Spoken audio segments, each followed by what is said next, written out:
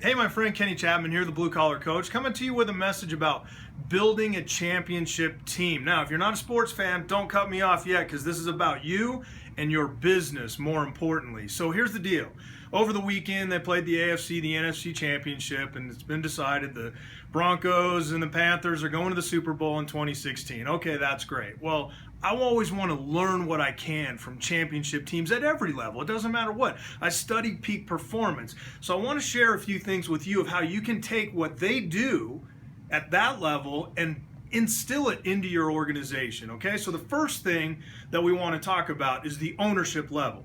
If an owner doesn't desire to have a championship team, it's never going to happen. I don't care what type of coaches they hire, what type of players they put on the team or on the field, whatever it is, you have got to desire to win. That means you've got to invest.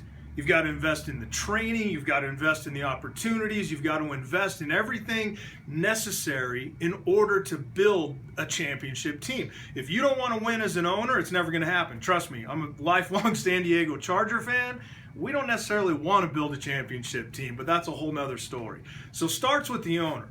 Then we drop down a level and we go, okay, general manager / head coach, right? Sometimes that could be the same person as the owner in many instances in our organizations, but that person has a little more daily interaction with the front line and more importantly has a lot of interaction with the assistant coaches, with the people that are really executing the plan. The head coach has to completely believe in the owner's desire, the strategy, the goals, the plan, those all types of things has to be executed from the head coach, or else nothing else is going to happen because the owner can only do so much. Once the head coach really has everything in place, you've got some assistant coaches. In our world, that could be team leaders, field supervisors, the people really helping our front line with the strategies, the execution, reinforcing the training, coaching when necessary. Those are all the things have to be in alignment.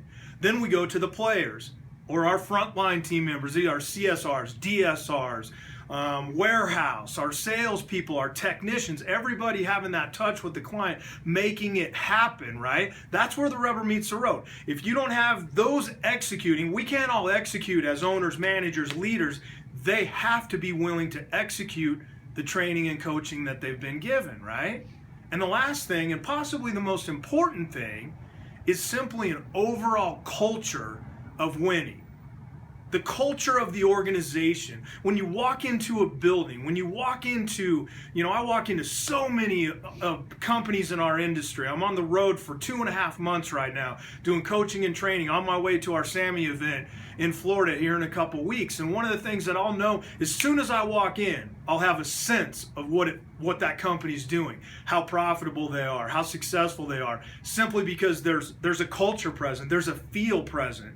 And what happens then is you get to your team members start policing people. Maybe you draft the wrong person, meaning we got somebody, all of us need help, right? You get somebody on the team, negative Nancy, don't want to play, who cares, I don't care if I lose, I'll just do the bare minimum. Really? Your team's going to go, hey coach, hey owner, hey general manager, this person is not for us because they're not wanting to win. They're not part of who we are, right?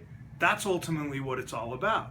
So owners can only do so much, but they've got to put the tools in the coach's hands in order for each level of coaching, however big your company is, and if you're a smaller company, then you're wearing maybe all 3, 4 of these hats. You might even be running calls yourself. I want you to think about it though. So take a moment, just step back, honestly answer these questions for yourself, and then make some decisions and go build your championship team. I'm Kenny Chapman, the Blue Collar Coach. Until we talk again, have a better than fantastic day, and I'll see you real soon.